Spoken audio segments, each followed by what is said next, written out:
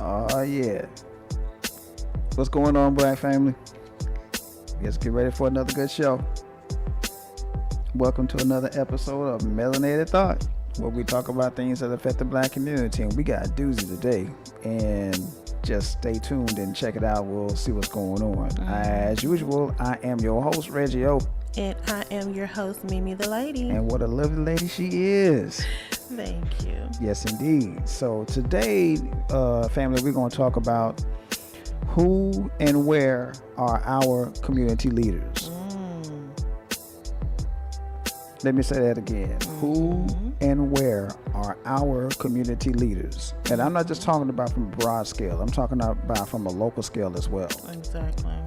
So, and in a few minutes, I'm going to call a really good friend of mine who I consider a community leader from the small town of Idabel, Oklahoma. He's kind of a staple there. Okay. So, it's going to be some good stuff. He's got a lot of knowledge to kick. I mean, I've been knowing this brother for a very long time. So, me and him get along great. So it's going to be a good show. So, and, that's about it. So that's what's going on so far. So how was your week, babe? It was a week. This type of year, I get a little emotional. I'm emotional anyway, but right. Thanksgiving is one of my favorite holidays, beside my birthday. Of course. But just getting prepared for that, to go through that. But hopefully everything will be okay. I just gotta stay prayed up and know things change, and it's still hard to deal with, but you gotta persevere, You gotta keep pushing. Nothing wrong with that. But other than that, just steady trying to get on my grind and do what I do to make it do what it do. Of course, man. But how was yours? It was just a day. It was just a week. I really can't complain. I mean, wasn't really too much happening. Work from home mostly, and that was okay. But that's about it. Nothing really exciting happened. Just another week for me, and a day in the life of a computer geek. That's all. You know how that goes. I know, but absolutely. Oh yeah, computer geek. Yes, indeed, man. But I know somebody that loves his computer geek, y'all. I ain't gonna say no name. You trying to put me on Front Street today? No, not at all, baby. No. You better be talking about me. No, I am. Well, seriously, though, I hope all you guys had a productive week last week, and we're starting a new one this week. Yeah. A lot of people might be off this week, have a short work week and stuff like that. I know I do. Yeah. So I got a real short work week. But on that note, we're going to do a special Thursday edition show. I just want to say that, Yeah, it's going to be a Thursday Thanksgiving edition show. It's going to be an extension of the first family show that we did. And it's going to be pretty much titled the same thing. It's family, man. It's all about family. It's just part 2 of that particular show. Just a different perspective. Just a different perspective right. from and hopefully I can get my stepdad on there. Yes, absolutely. Very different perspective. Oh man, yeah. Because I know we all was raised different, but I would like to get his perspective on things, especially what's going on now with it. Oh yeah, no doubt about it, man. Kiddos these days. Oh yeah, especially just the world in general. Yeah, just in general, man. Yeah. Just the world in general, because he has a different view than everybody else that we've ever encountered. Trust me, y'all. And once you actually hear this man, you will see where I get my Afrocentricity from. Trust me. And the church said, "Amen." Well, she knows. That's how she's saying that. She knows. Yeah. She knows all too well. But yeah, this it's going to be. But it's a good thing though. Very positive. Very, very knowledgeable. Very. It'll make you just sit down and just listen and pay attention. I can tell you that. Oh yeah, no doubt. Yeah. No doubt. He has those moments. I tell you that right now. Be a lot of cussing. But that's what I tell when I first met. I'm like, God. Yes, indeed. Because my dad didn't talk a lot, but when he did talk a lot, you'd be like, oh, okay. Hey, babe, look, Cynthia's in here. Hey, Cint. Hey, love. How are you? Welcome. We're glad to see you in the place, man. Definitely. So, and we're going to don't have my book today. I don't have the number. You gonna give out the number? Oh, you don't have the number? Yeah. Oh man, you got the book? No, I forgot my book. Oh man, I got to look the number up because I ain't got got to memorize. Don't worry about it, y'all. We'll get the number up, and we're definitely going to have the phone lines open. Absolutely. We'll get the number up. So we'll put that in the chat room so everybody that wants to call in can call in. So yeah, everybody's going to. It's going to be a good show today. I hope. Yes. So Hope. I think it will. Oh yeah, definitely. They usually are. No doubt. I be wondering sometimes, like, how long we gonna be on here today with this topic, and then we'll be going on for hours. Yeah, so, man. Yeah, they be really good, very thought provoking. And that's the point. Absolutely. That's kind of the point. So yeah, got some new music in the background. Hope y'all like it. Reggio special. Thank you. I did this with out of some classical. So I do classical. I sample classical music too, y'all. I leave no stone unturned. So go missing. Isn't there supposed to be an Amber Alert? No, sorry about that. Yeah. So there was no Amber Alert. They didn't ping his cell phone till 3 days later. The police really didn't even know about him being missing until they pinged his phone.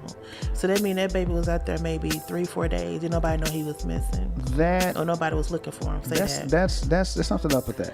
Yeah, and then they said that he had a blunt force mark on his forehead by his temple. Which means somebody popped it. Right, he had like a mark on his shoulder. But this was give me half of his face was gone. Yeah, I think they said that some stuff from the water got a hold of his face. Some animals, some wildlife from the water. Well, they said that like the animals had been eaten, but wouldn't they be bite marks? They would be bite marks instead of tear. Half his face is gone. His skin and everything is gone. And they said there wasn't even enough water in the field for him. They said he drowned. They said that field didn't have enough water in it. If he was like hit in the back of the head or hit on the side of the head to fall forward, and his face on your mask. She said, "You never heard of the story of Breonna Taylor?" They were like, "No." She said she was in a room of 100 or more people, and maybe half the room did not know who Breonna Taylor was. So I'm like, unless these people lived under a rock, have no access to social media or the news, TV, newspaper, whatever, that seemed unfathomable to me. They did not know who Breonna Taylor was or is, or the cause or anything that's been going on, say her name for the last couple of months. Well, me and you have had this conversation on several levels. And the fact of the matter is this right here. They don't know who she is because what happened to her does not affect them. Yeah, sweetie, I understand that, but where is just the empathy? They don't have any. Like I said, it doesn't affect them directly, so therefore they have no empathy. Oh my God. And that's part of the problem. Well, and she said she got emotional. Said she had to take herself to the restroom and consult herself. And that would make anybody become emotional. Absolutely. I would go beyond emotion, go straight to anger. But that's just me. But she said one thing that touched me a little bit too. She said when she started explaining to them what the cause was for Breonna Taylor, right? They was just like flabbergasted, like, "Oh my God, are you serious?" Here's the question: was it genuine? Was it that fake flabbergasted, or was it the genuine flabbergasted? Which one was it? I don't know, but this is what gets me. These are congressmen and congresswomen. She said it was both men and women. Right.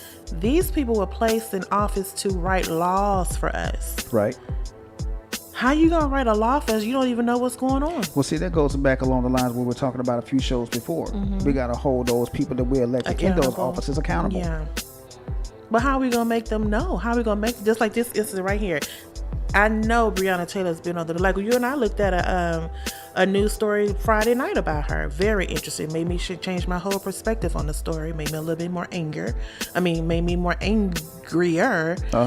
that's another story. But it's everywhere.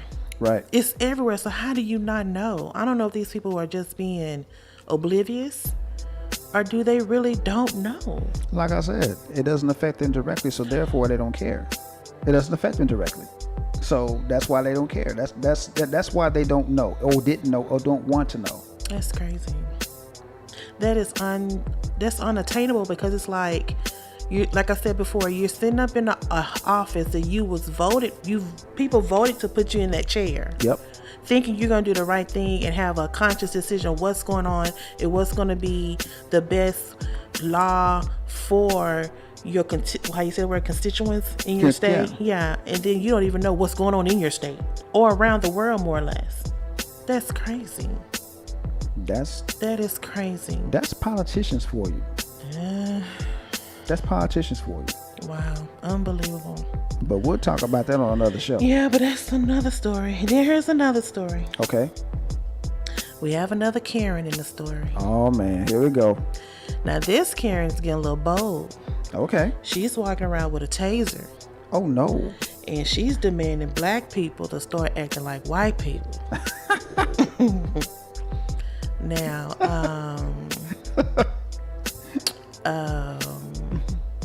yeah. Oh, yeah. Okay.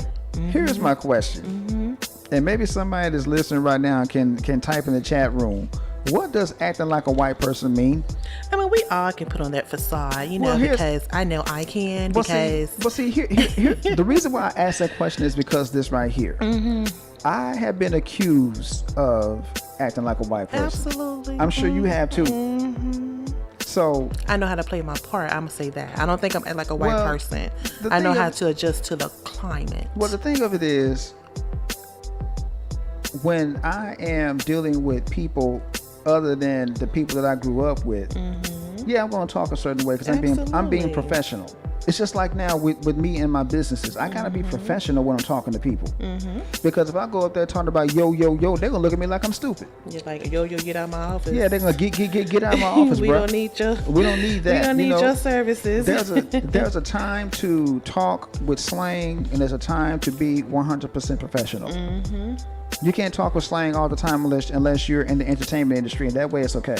Yeah. And even then, when you're sitting down talking business with somebody, you're talking business with people. Right. Ice Cube said that years ago. I don't think you go into your meetings about your money talking like that. Of course not. Absolutely. About your contracts. Of course not. Yeah. You come up there with some sense. Absolutely. If you can't do it, you shut up and let your lawyer do it. And if you do have a dialect, you try to correct that dialect just a little bit. Just a little bit. Because, because with me, people can tell I'm not from Texas by just the way I talk because of my accent. No, they know you're that. not from Texas. No, I'm not from Texas. I'm far from it. I'm from north of the Red River. I'm proud of my Texas accent. Ain't nothing wrong with that. I am. Ain't nothing wrong with that at all. But my point is, there's a time and a place for that. And the time and the place is not right there inside the professional situation. Absolutely. It's not. I'm sorry. That's just the way it is. But they kept asking her, what do you mean by act like white people? She couldn't give them a definition. Of course, because she didn't have one. And she never will have one because it's a dumb request. Let's just be honest. I mean, come on, man. She didn't have anything else to say besides that. Really. Come on. Seriously. Well, I don't know. That's a huge request, though, because from my perspective, Cynthia got a definition up here. She says it's acting like how society wants you to act according to the white way. It's called whitewashing. Good point, Sam. It's called whitewashing. Okay, that's a pretty good definition. That's a really good definition. But what I was going to say is there's some white people, I'm not judging all, this is my personal thought, and they talk and act worse than what they call the black people. Oh, yeah. So, oh, my God. The one thing that I hate. And they have political offices. They're presidents, vice presidents. They hold some high offices. Oh, my God, yeah. And the main one in question is your president. Come on, man. That fool. So let's just keep it what they say, 100. Yeah. So whatever that mean about acting white, sure. Go ahead. Yeah. Yeah, sure. Okay, whatever, man. Right. If you say so. What else you got, babe? Well, speaking of our president. Oh, my God. Old Trumpy Trump.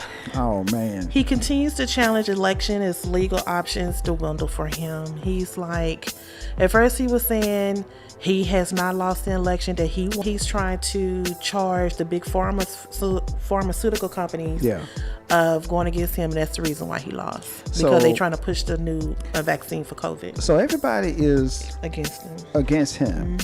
So it's like I talked to you, and we had talked about this before too.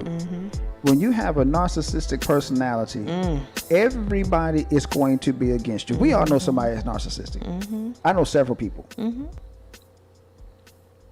So when you have that kind of a narcissistic personality, whenever you lose, it's never your fault. Right. Or whatever goes wrong. Case in point, this whole COVID thing, it's not his fault, according to him. Yeah. It's Obama's fault. It's Obama's fault. Even though Obama told him about this, that was going. It was going to Obama said happen. he gave him a playbook of how to keep it out the country, and he didn't follow and it. Obama said, I think he must have propped it on a table or something. No, he threw it in the trash. Because he not even using it. He threw it in the trash. Yeah. I can tell you what he did. He threw it in the trash. He not doing anything And that now man all of a left for sudden, him. he don't want to leave the office. That's the part that's getting because me. according to him, he won. Yeah, he won. Oh, remember getting hacked again. What the hell? Sour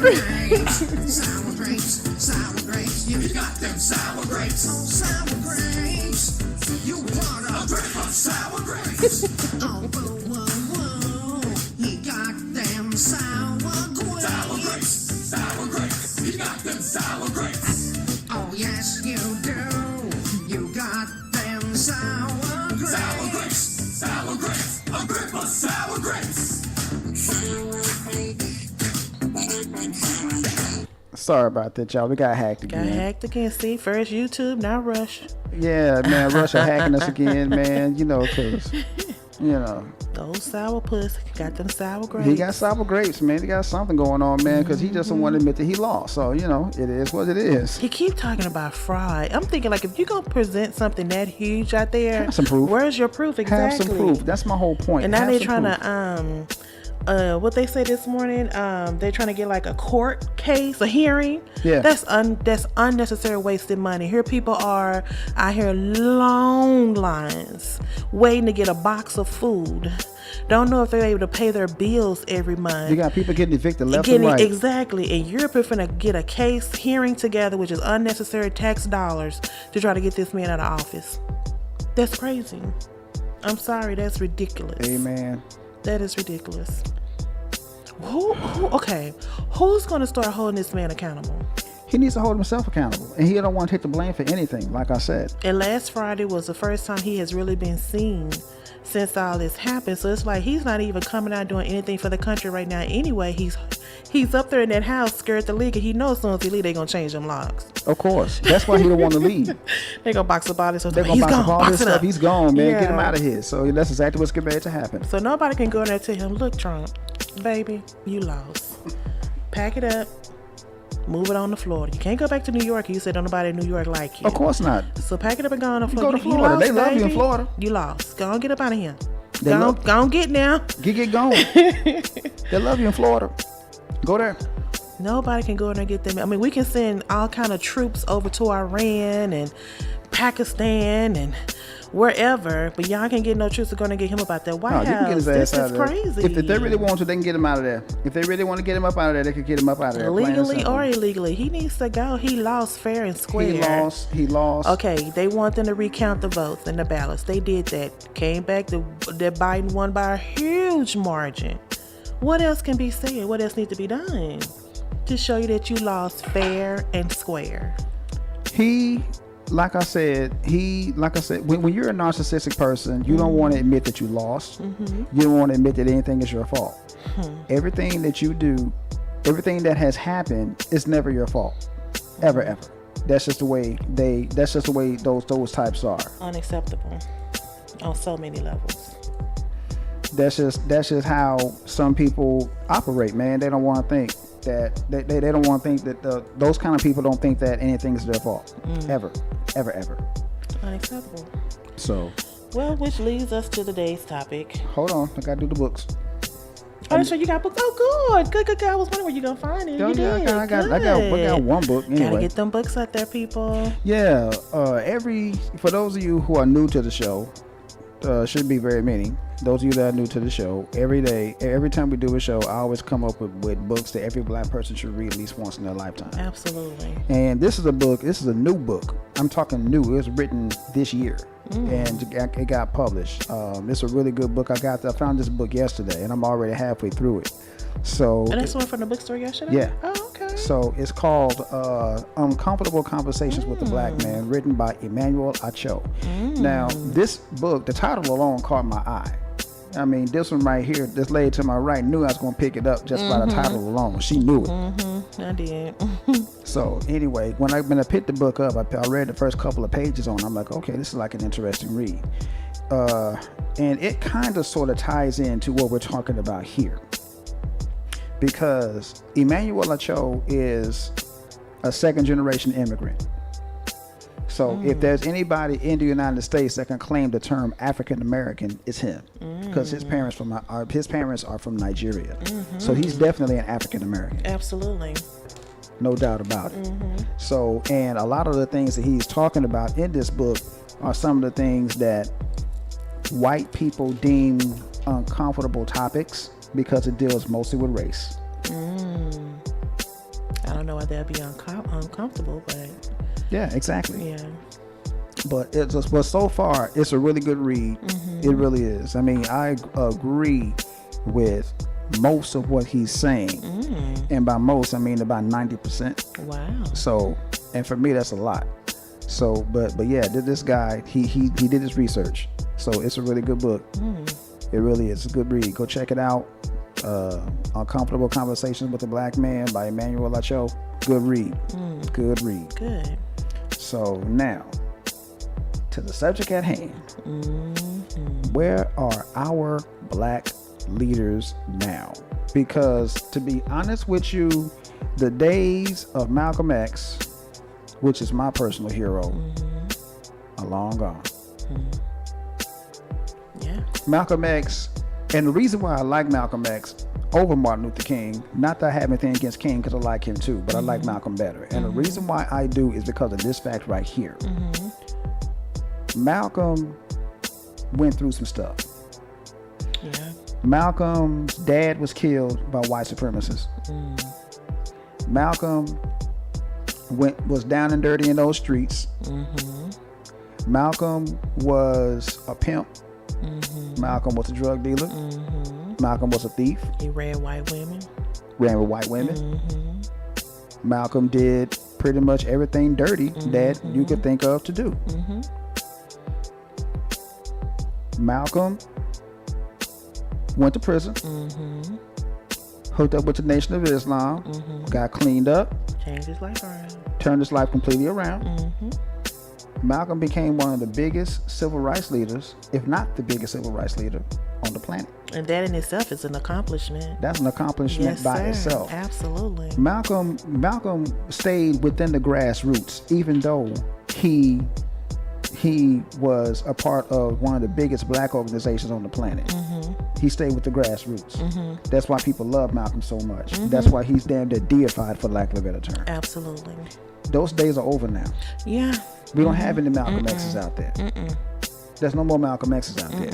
I'm gonna read this little ditty while you saying that. Go ahead. Truth is, though, never again will there be a black leader in the mold of a Martin Luther King or a Malcolm X. And that's kind of disheartening, because Black America has done so well since the big victory of the civil rights era that it no longer needs that kind of leadership. I don't know if I agree with that or not. Well, we've had this conversation before. I've always said that a leader per se, we don't need to be led. Only thing we need to do is get on code and let the movement that we're a part of be the leader. That's the leader. Okay. We don't need a physical leader per se. We don't need a Martin Luther King Jr. right now. So when you say that, though, isn't the I'm gonna use your word, piggyback off your word, the code that you need one in question where people can go to and obtain to, and that one person stands up and be that quote unquote spokesperson or the quote unquote leader of your cause. And that's what Malcolm and Martin and Jesse and Reverend Al Sharpton, you know, people go to them because they that one that if anything happened, they're getting the phone calls, and they're the one that stand up on the big stage and speaking on behalf of us. Yeah. You know? So if you're saying we don't need that, well, everybody gonna be on the big stage speaking for everybody? No. So how's it gonna work? Well, it'll work. We just got to make it work. That's the whole point. That's the whole point behind us getting on code. Okay. Once we get on code, white people don't have a leader. They really don't. Think about it. They don't really have a leader. I mean, they Yeah. got people that are in charge, but that's not their leader. Leader. For whatever cause that they got, they don't have a leader. I see what you're saying. Like for us back in the day, people looked to Malcolm Right, X. they looked to a They Malcolm. looked to a Martin Luther King. Okay, Right, they looked so to like them. right now, there wasn't. Well, technically, their leader, I guess, would be the president. Yeah, I During guess you could those say that. times, I guess you yeah. could say that. I guess you could say that. Yeah, because in our eyes, those were our president. Because just a little side note, walking to my grandmother's house, who's on the wall? Jesus, Jesus and Martin, and John Kennedy. John Kennedy. Yep. That's what I'm saying. So they had leaders that they looked to, but in their eyes, it was the Yep. president. For us, it was an MLK or a Malcolm X Or this guy right or a here. Jesus. You know? Or this guy right here, Medgar Evers. Okay, yeah. And Medgar Evers was a real good leader, man. He was the Malcolm X before Absolutely. Malcolm X became Malcolm X. That's why they killed him in his driveway. He was 30-some years old. Yeah, he was young. Yeah, he was young, yeah. He was young. Wow. So But it seemed, I think, and this is just my perspective of the whole thing, I think a lot of people, as far as our topic today, like a lot of our local leaders, as far Yeah. as our That's what we got. universal or federal leaders, that's what we gotta look to. I think they're maybe a little, for lack of a better word, scared to stick up because they think they A might lot of end them. up like MLK and Malcolm, A lot of them are assassinated. scared. A lot of them are scared. That's Yeah. why they get that's why they jump on board the gravy train and say, okay, if you pay me, I keep these black people from getting all rowdy. Right, and that's something I had about too. 'Cause, you know, for a long time, Jesse Jackson was revered as one of our leaders. Yep. And then they started saying that Jesse started taking money from different organizations, like his Push Coalition and his Citizens Education Fund. Yep. And until those people started paying him that money, at first he was a go-getter. Everybody called on Jesse. Yep. And then when he started taking those dollars from those big companies or the white ring companies, he kind of like faded back into the background. Yep. So now the same thing, I guess, is that the same thing with Reverend Al Sharpton? Because now I know we used to have a Reverend Al. Now all of a sudden it's this big Ben Crump. Is that his name? Benjamin Crump. Yeah, he's kind of like the modern day Reverend Al to me. And he's getting paid too. So You think so? Yeah, I mean, because wow. but see, think of it is, you don't want those guys out there to end up like our local leader here, John Wiley Price, who we know is on the take. We know that for a fact. Well, yeah, he almost went to jail because the other one. See, that's what we don't want. We don't want people like this. Yeah. That's what we don't want. Yeah. So we gotta get away from that. We gotta get somebody that's been through a few things. I got his picture up. We got to have somebody that's been through a few things, that knows how the grassroots operates, and knows what's up with the grassroots. He's not grassroots. You don't think so? No. Explain why. He don't perceive himself as a grassroots type person. Because if he was actually grassroots, he would be in the same vein of a Malcolm. And would never take a payout, because they tried to kill. They was going to kill Malcolm, and Malcolm didn't shut the hell up. Well, they did kill him, but Yeah, they did. But you know, for a while, John Wiley Price back in the day, he will be out there in his little one-piece outfit, With the out bow there tie? marching. No, With he the be bow out there tie? marching and protesting and everything. Yep. So for a while, he was. Yeah. They went to John Wiley for everything, and then I think after a while, when he started getting caught in a lot of his shenanigans, he kind of stepped back in the forefront. Well, in the back Exactly. was she's out there for the people. up until her death. Wow. Up until her death. And she died in the early 2000s. Somewhere along in there. So she got some stuff done. No doubt. She was trying to stop the gentrification of the east side of Oklahoma City. Wow. But before she could even start, trying to champion that cause, she ended up dying. And now the east side of Oklahoma City is slowly but surely being gentrified. Wow.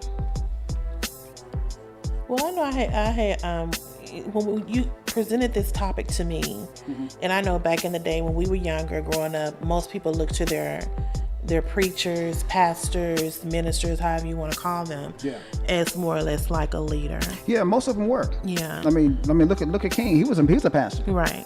I mean, and technically Malcolm was too. He was a Muslim pastor. He was a Muslim minister, but he was a minister regardless. And they was like very well known around town. People would call them and they would go and like let's just take for instance like the George Floyd. I know Reverend Al Sharpton did his you know, when persons die, what they call it when they do Eulogy. the eulogy, yeah. And I know back in the day when I was growing up, we would call the pastor, and the pastor would come out and go to the person's house, Right. and like if any injustice was done, the pastor would go to the city hall and fight the cause and be out there with us, marching and everything. But you don't really find that now. You really don't. Okay, the guy name I'm looking for, Dwayne Caraway. Dwayne Okay. Caraway was he was the mayor and a city councilman for Dallas for a long time, and then he got sentenced to jail for 56 months for bribery. Yeah, Marvin's in the chat room. What's Hey, up? Marv. Yeah, he said Reverend Al Sharpton is an informant, and he is. He's absolutely right. That's why you don't hear nothing from Reverend Yeah, Al like no he more. does. Like he was real Yeah. strong, Yep. and I was saying like he just faded away. Yep. Let me get my man David on the phone real quick so we can Okay. go ahead and get this party started. Hold Absolutely. on. If I can get him, if he'll pick up.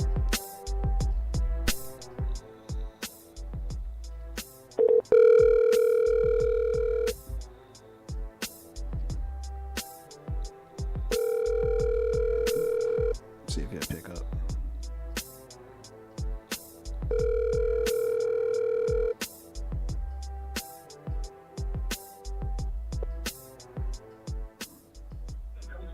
Oh, What's up, Dave? all right. What's up, man? This Ice Man. What's going on, brother?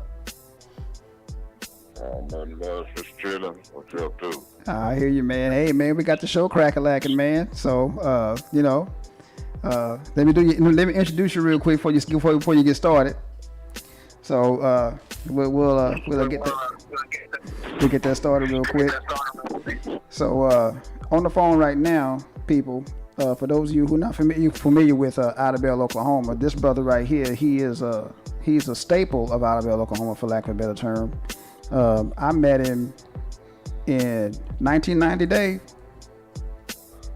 Yes, sir. Yeah, about 1990 is when I met the dude. So he was he was DJing at this party at this place called the Booker T Rec Center. Now the Booker T Rec Center used to be a school, but they shut the school down years and years ago and it turned into a rec center. Okay. So and he was at the rec center, and I'm gonna put you on the spot. CMP. And so he was back there DJing, and I went back there, and me and him were having a conversation, and he put the microphone in my hand and said, "Hold this." I said, "Okay." So I held the microphone. Next thing you know, he introduces me, and if looks could kill, his head would have exploded because I hated him for a long time on that. But he got me over my stage fright, and I think that's part of his plan. So without further ado, I got my man David Candyman Matheny on the phone. What's up, bruh? Nothing much. All right. How y'all doing? Good. How are you? I'm doing all right. Welcome to the show. So real quick, CMP man, tell everybody your story, how they got started, how they got involved in the community and everything, and what's going on out there in the Bell.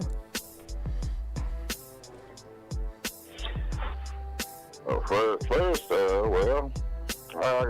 kind of came up, kind of rough with being, heavy set and stuff. So, how people used to always say, and then I never had seen my father in my life. The other day I haven't seen him. And how people say, they go end up being a problem child and getting in trouble all the time because they didn't have no father figure. So I had to look at the picture and say, I got to first look into myself, and first I got to love me, before anyone ain't worrying about anybody else loving me. So it was a long struggle, but I ended up getting through it. Like I said, I just reversed everything and started saying that since I didn't have a father in my life, I said, well, I'm going to be like a father figure, a big brother to the community, to people who is going through, went through what I went through, that's a little maybe weak and can't take it like they, like I went through it.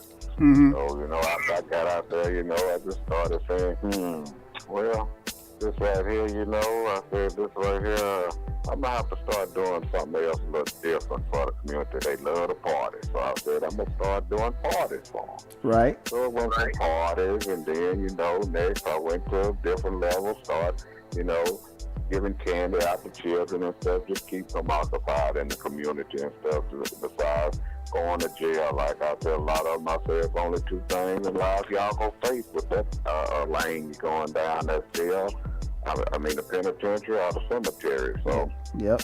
you know, and I've been to close to both of them. Well, I've been in one of them, and then the other death part I've been close to. I've been stabbed, had several accidents.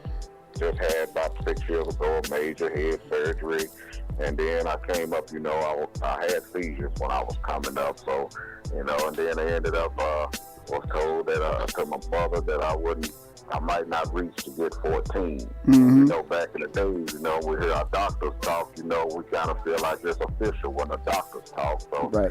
here I am now, 53 years old, and, you know, still, you know, I sit back and, you know, look back and tell people, I say, well, y'all, it's kind of time for me to slow it down now. I got to kind of like retire, you know, and then they cut me off right there when I say that word retire. Oh, no, ain't no retirement in you.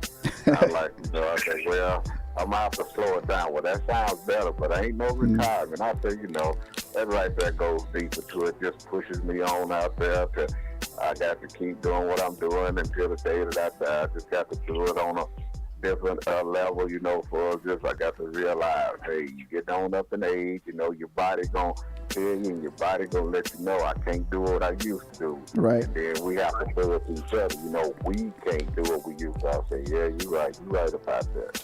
Because just about a couple of days ago, fell out in here in my house. I was in the house, so, you know, and I was out for about an hour here, and I was like, you know, man, I just kind of went blank, but I'd been, you know, like I said, you know, I had a friend just passed about 2 days ago and had stayed up all night. And then, you know, because I've been a night person for how long? Oh, man, since I've known you. Yeah, I've been a night person for, and then I ended up getting some bad news the next morning around about 8 o'clock. One of my brothers down here died in Plano, and then I was up all day with him, and then my energy just wore down, and then I come to the house, take my shower, and then shoot, by the time I got trying to get out the shower, I done fell out the shower, man. I was like, wow, man, I didn't really injure my head because it's going to be, like I said, it's going to be a long process with my surgery here, but yeah, it was still today. Like I said, you know, I still get out and reach to whoever let me, you know, help them and stuff, you know. And like I tell them, I say, I love, my motto is, I love those who love me, you know. But then really, I love, you know, really everybody, you know. But it's just a lot of them, you know. I tell them, I say, you know, there's choices in life, you know, that they, you know, go through. You got some want to be hard-headed, some want to try to prove themselves and get stripes. I'm like, what is y'all trying to get stripes for? So let's go sit and talk. So, you know, we have conversations. I have conversations with a lot of them. Right now today, a lot of them as parents right now, they look back and, you know, some will see me and say, hey, Candyman, I want to thank you for, you know, being part of my life, you know, coming up, you know, and, you know, a lot of times, you know, I didn't think, you know, I was going to, you know, either be in the center, like you said, or get in trouble, you know, just some encouraging words, you know, that's just like I said, it just keeps me, you know, going. And like I said, you know, it don't cost a penny, you know, just a great encouragement from people. And that's what I hear still today. Cause like I said, like Mike Jones' song, I said, back then they didn't want me, I'm still back, they all want me. Absolutely. I said, well, that's probably good. I had to first say, hey, look at that man and say, hey, you love him. I said, I love myself. And then, you know, and I had to mean it too. And then, you know, all of a sudden, when I got like around about 28 years old, my seizures started, you know, calming down from me and stuff. The older I got, because see, I thought the older I got, they was going to get worse. But, you know, they done, you know, mild down from me. Last time I've had a major seizure has been like now about 18 years. Oh, wow. Yeah, I remember that. Yeah, about 18 years. I remember that. And then, you know, like I was saying earlier, yeah, I used to him, and he ain't the only one. I see a lot of talent that we had coming up through here, and I be sitting there like, that's a waste right there. I said, okay, so we went from the break dance, and I said, okay, I got something for him. I didn't hardly let people know. I stopped the show, stopped the party, and I'm like, all that talking they doing, I got something for them. I said, if I didn't hand them the mic, it was all of a sudden the spotlight was put on them, and if they turn me down, I was like, when they see me, hey man, can we come over and rap? Can we come over? Nope, not today. Why? I said, I thought you was ready. You told man, but you put me on the spot. I said, that's what I got to do. I ain't gonna just, sit down and, playing with you. See, you gonna get out there and grab it.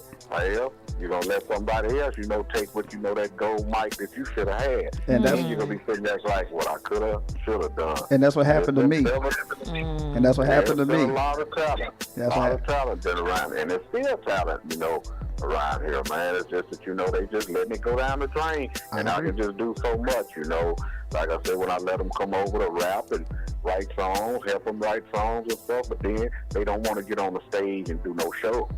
Well, I was like, I said, man, I can just go so far with it. Well, real quick, CNP. Real quick, CNP. Candace Vaughn, she's from Idabel, right? Right. Yeah. She's from Candace Vaughn, and Candyman was one of the people that told her she needed to go on Star Search. Really?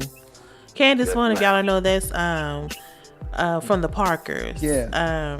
Kim from the Parkers. Yeah, she was also Brandy's best friend on the Brandy show. Yeah. Yep. Wow, nice to know. Yeah, I forgot I was out there. Yeah, it's her. It was a lot of talent shows going on and stuff. And I used to enter them in those talent shows, and then I was in them myself, and I ended up in my first talent show. I won my first talent show, Pop Locket. Yep, he did. Pop Locket. Yep. Pop Locket. Wow. Yeah, I was like rerun. I was a rerun. Not the rerun.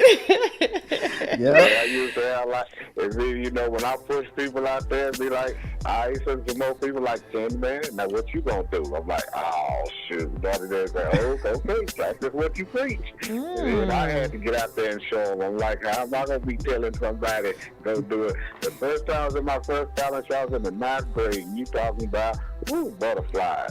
Wow. And when I was behind the curtain, and I had some guys that was dancing with me, and then the main event was me. They put me last. I come out in the middle of the curtains at the back on the stage, and I done the first. I come out doing the robot. And then when I roboted my way all the way to the center of that stage, and by the time I stopped and they was clapping, before the song was over with, I'm walking off the stage there. I'm ready to go back out there again now. Wow. That's all it took was that one good time. And ever since from there, my face, right? No. Am I scared to do what? No. They only just human. They ain't going to eat you up. Get out there and do it. Either they going to like you or they ain't going to like you. You ain't going to have everybody like you, but you just stay focused and do your thing. You went out there and gave your best. That's A right. lot of them dislike you. They really inside are mad at themselves, and as we call, they hate on you. Which it's so sad that you have so much hate like that, and it's still going on today. But I tell people, don't let that take you down and drain you. Yes, The more they hate on me, the more it makes me go farther out. Yes. Say it again. Let me stop you right there, CAP. Let me stop you right there. Let everybody know right now. This is the man right here that gave me the name Iceman. Oh, you're the one. He's the one that gave me the name Iceman because he asked me what I call myself. I didn't really call myself anything. He said, I'm gonna call you Iceman because you're so damn cold. Oh, and so that's why he wow. called me the Iceman. Nice. So you can thank him for that. Thank you, sir. Was he really cold though? Was he really cold? Oh yeah, Mike took 1 2. Come on now. Oh, that's all right. So every evening when he get out of school, he come walking over to the studio. He heading over my way with them bandanas tied on his legs. Not the. I was like, man, boy. Then that's what I said. Here come Beach Street and Breaking movie. I said, who is you? You Turbo or something? He said, no. I said, man. And I remember telling you, I said, man, you know what? You think you can jam, though? He said, I try my best. I do my best. I said, let me see you bust a move here. He did a couple of moves. I'm like, man, he cold. I was going around telling others. I said, I got somebody to tell you. Then when I got things about cold, I said, he said, come man, I'm trying to be the way you at now. Wow. So then that started putting a puzzle together. I said, okay, I'm Candyman. Okay, and he cold. He gonna be Ice, man. There you go. Wow. And that started the legend right there. Full circle, huh? It Wow. was like a team then out there. If I tell you come get Mike most times, he'll come by me. Hey, what's up? He'll just sit back. So you want? He said he'll just throw the hand out like whatever. Yeah, and we've been friends ever since. We've been friends ever since. I mean, Wow. there's this brother. I mean, like I said, you know, as far as the community in Idabel is concerned, he's a really big moniker there. I mean, you know, everybody he knows everything that's going on in the community. Wow. And like I said, you know, when it comes to those youngsters out there, he will bend over backwards for them.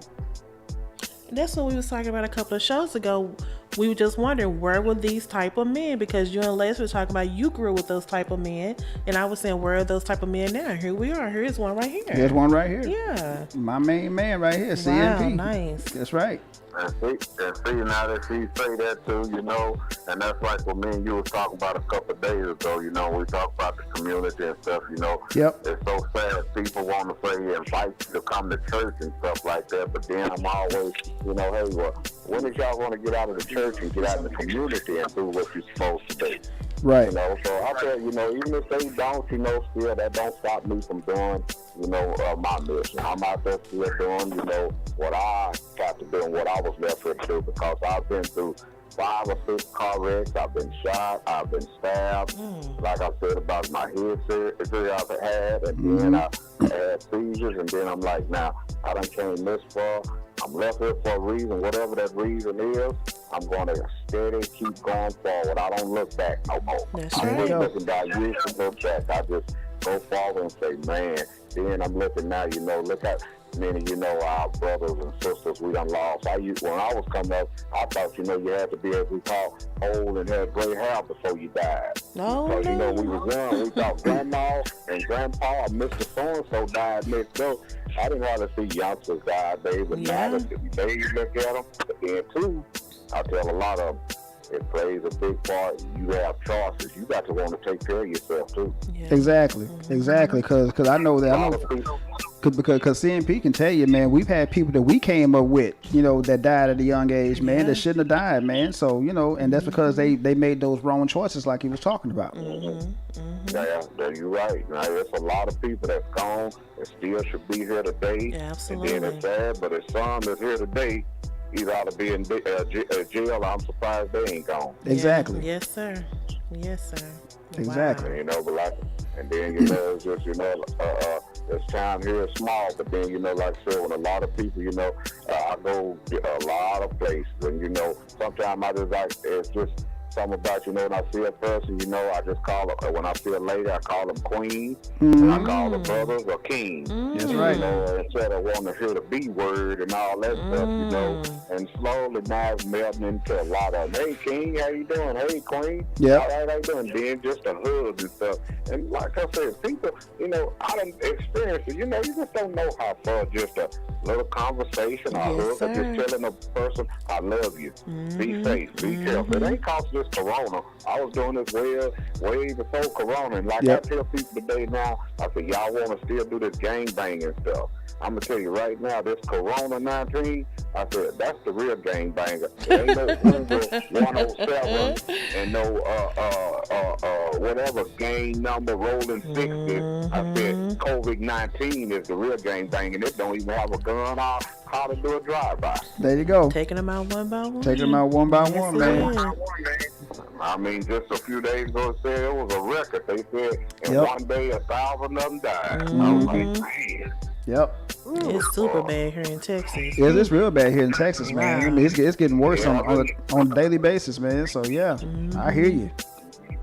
I've been looking at the charts and stuff, man. I'm like, and I said, like that, and that's another thing. We down here in the countries and stuff, you know, a lot of them look at it like, oh man, that's in them cities right there. I'm like, okay, it's just around the corner. You better be aware. Now all of a sudden, there it is. Even though we have people coming from big cities down here to the casinos and Beavers Bend and stuff, Yep. they done brought it in a lot too. A lot of folks from Texas and Arkansas and stuff, you know. But I tell people, stuff that you see on TV, you know, and all that, I say, hey, that ain't just right there. It's right here, too. We just ain't got it as bad. Just like, for instance, these police, like when Reggie was saying about, that I was talking about the, you know, being out there, being in the center of the community. I have it to where, you know, I can go to the police, to the county meetings and stuff, and that's what I tell a lot of people.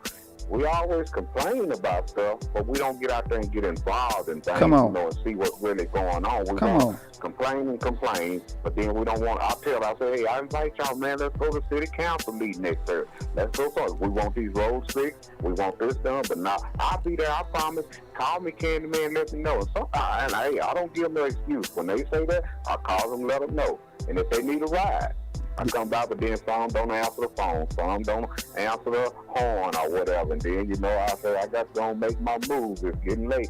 And, you know, a couple of times I done been down. It might be 4 or 5 in some of the regulars, but one time, not one time, several times I done been down. I was the only black man down there. Wow. Oh, man, I'm not surprised. Well, let me ask you this. Let me ask you this. Go So since you're one of the ones that do attend the meeting, do you think that's truly holding them accountable? Okay, Our now repeat leaders? that.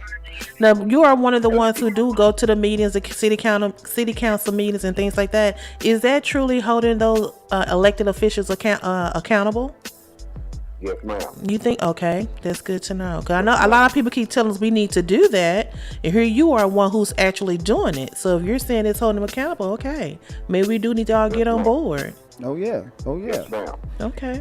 Oh, Got a yeah. lot of them, you know, always saying what they gonna do and don't do it, and then all you hear is, "I'ma pray for them. I'ma pray for them." Right. I'm like, Mhm. okay, I respect that too. You can do that too, but hey, we got to put in action. Come on, besides just at home or riding, you come and pray for them. Come on, we got to, you know, like I said, no, I tell them I'm not racist now, but I say I am racist against those who are racist against me. Hello. Just here a few days ago, I was getting some gas at a store. I heard and this I had story. a white guy come up and pour gas on me. What? Oh Yep. my God. Yep.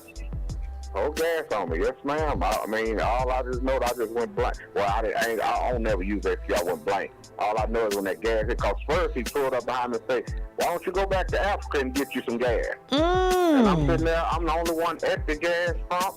And like I tell people, stay safe and focused. But, you know, at the time, you know, I'm like, okay, I'm just sitting there pumping gas, had my door open, and then I left the nozzle in the truck. And like I was standing right by, but I was on the other side of it, and the nozzle was behind me, and I'm, you know, facing my door. And all of a sudden, a vehicle pulled up behind me. I scanned behind me, and then I turned my head. All of a sudden, a lady got out, went in the store, and the guy got out. I mean, he was in his truck, but he was getting out saying, "Why don't I go back to Africa and get some gas?" And before you know it, he done grabbed my nozzle behind me, and that's when I turned around quick, and then he started shaking the gas on me. And then I just knocked him out to that sidewalk and got my black stick and tried to push his Adam's apple to the back of his neck. Oh my God. Hey, man. Hey. And I don't start, and see, this is what's, and like I was saying, this is prime example. See, I was at the, when I got to the house, well, I didn't make it all the way to the house. I had to take my shirt and pants off and stuff, and I had to pull over because it started burning my arms and stuff. But I made it home, and I took my shower and stuff, and then I sit out on the porch and said, well, if they call the police or whatever, I'm sitting right there on the porch. The police know where I'm at. They know I ain't hiding. I ain't one of them kind hop from house to house and stay on the low. I'm out there. I said, but you know, nobody can call the police or nothing. And if so, you know, like I did, I went down there though, you know, just for my safety, to let them know what happened and everything. Right. And then asked me, did I want to file a report? I said, yes, sir. He said, do I know them? And you know, they went down there to the store and tried to look at the tape, but the guy down there, you know, told him that he had already erasing the tape. So the Easy Mart stores, they tape erasing every 24 hours, and it was over 24 hours. Right. The father reported it right then they been down there to see it, but I said, no big deal, you know. I said, but he said, oh, are you all right? I said, I'm here, I'm fine. I said, it could have got worse though. And you know, and I tell people when they say, man, I don't F with the police. Okay, well, that's on you. But see, it's how you go down there and talk to them. Yeah. When it's what you want. They might have in the back of their head, I don't like this end. I don't like that end. But then, you know, if it's what you want, you got to go down there, you know, and sit down and talk to them like a man. There you go. You don't have to go down there with no messed up attitude and all that stuff. If you want to say, sir, or Mr. So-and-so, or Chief so-and-so, how you doing? Shake them with a firm handshake and stuff and look at them straight in the eye. And then when you walk out of there, you can be like, oh, you know, hey, you can kiss my but hey, I'm getting what I want though. Yes, sir. Yep. And That's you know, right. and that's what, and then while I'm on that right there, that's what's so bad about our people. You know, we want to sit here and pull each other out instead of trying to push each other up. And then, you know, but the white people get involved, they can hate each other, but when they go in there getting involved with stuff got to do with business, money and stuff in their community, oh, they hanging as a team. Oh, that's called being on code. They are united. Yeah. They are united. There You're you right. go. Yes, Yeah, sir. yeah. You are right about They that. could be like, hey, you go your way, I'll go my way. There But you when go. we go in here, we talking about business. That's but you right. With some of us, we'll be like, oh, is what's the name gonna be there? I What's ain't the name gonna going. be- Oh, they'll pull up and see their car. Yep. Oh, I ain't going in there because I don't mess with her. Exactly. I don't mess with him. Exactly. Yes, sir. Like, y'all worrying about the wrong thing. Yes, Exactly. sir. Exactly. And that's something we was talking about not too long ago, man. Everybody got to be on code. Now, I'm gonna ask you this. I'm gonna let you go, CMP. What's happening out there in the Bell, man? Anything good, bad? Come on, give us a lowdown. Okay, well, here lately, just been having, you know, we just had a killing about 2 weeks ago. Who was it? One of the little out-of-bell Warrior basketball players. He got shot by this so-called Muslim dude that moved in town and got killed over just because he had a $20 bill at the dollar store, and then the dude told him he couldn't come in with no bill, no big bill. He said, well, the $20 seeing other folks with their videos, and then they carrying guns, a lot of them on probation and stuff, and just putting themselves out there on Front Street like that. But then you got a lot of people around here that done grew up, they got children of their own and stuff, and you know they on their grown folk level. And I am so proud of them. Wow. And that's what's up. And you know, and this is so sad before I go to is that our youngsters that are coming up now, the old schoolers, they don't want to not drop the torch. They don't want to hand the torch over to the young ones and just stand on the outside and watch them and kind of lead them to doing things. Guide them, they want to yeah. just hold the torch until they die. And I told them, y'all, we got to get these youngsters involved in something because all they know what to do: rap, have babies, and smoke and get high.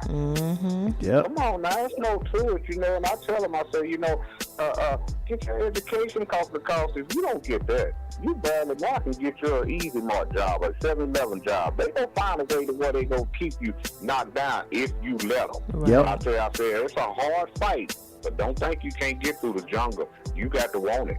That's There you right. go. And that was me. I was that kind. I said, you know, hey, I deal with it. And then my mother, you know, I tell her every time I see her, and when I talk to her, my sister on the phone, I tell them I love her. And I say, Mama, you was one of the best. It's not because you my mama, but still, there's a lot of people wish that, you know, they had a mother like me. They tell me, you know. And then there's other folks, don't get me wrong, got some wonderful mothers. Not just because they mothers, but I tell people, just because your mother is doing this and doing that and that, your father ain't in your life and stuff, still, don't let that change you. I know it hurts. I know it's going to be a spot in you somewhere, but that should make you stronger. And always just go up to that person and whoop them with a smile, whoop them with kindness. There you go. That's one of the best way of whooping a person down good. Because I have people automatically just come up to me who used to meddle me back in the days and stuff. Now they crackheads, or they, you know, living out in the streets here and there. And hey man, how you doing, Candy Man? I know I look like